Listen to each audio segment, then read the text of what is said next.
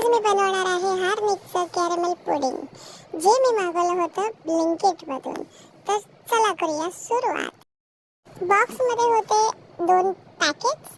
एक होतं पुडिंगची पावडर आणि एक होतं कॅरमेल.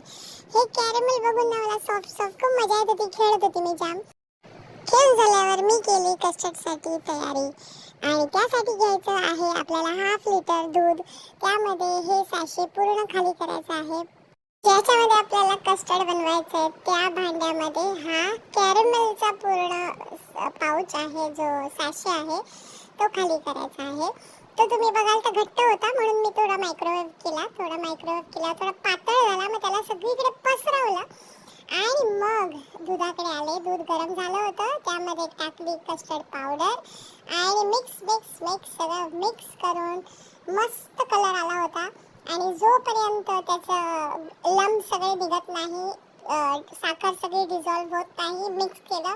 3 मिनिटासाठी हे उकळवायचं आणि पूर्ण उकळवून झाल्यानंतर थंड व्हायला ठेवायचं.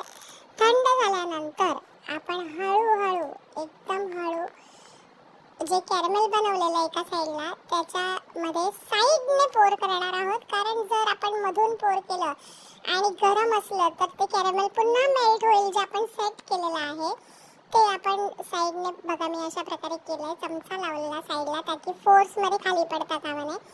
आणि हे त्याच्यानंतर सेट करायला साईडला ठेवून द्यायचं. साईडला ठेवल्यानंतर ते सेट झालं असं वाटलं की मग थोड्या वेळाने फ्रीजमध्ये ठेवायचं.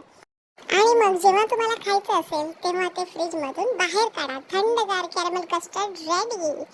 मग येतो ट्रिकी पार्ट, ज्याच्यामध्ये आपली लागणार असते चांगलीच मेहनत. हे मी प्लेटमध्ये पलटी केलं आणि बघा, टेस्टला एकदम बेस्ट झालं होतं. थोडी चूक झाली पलटी करण्यामध्ये, पण मस्त बनलं.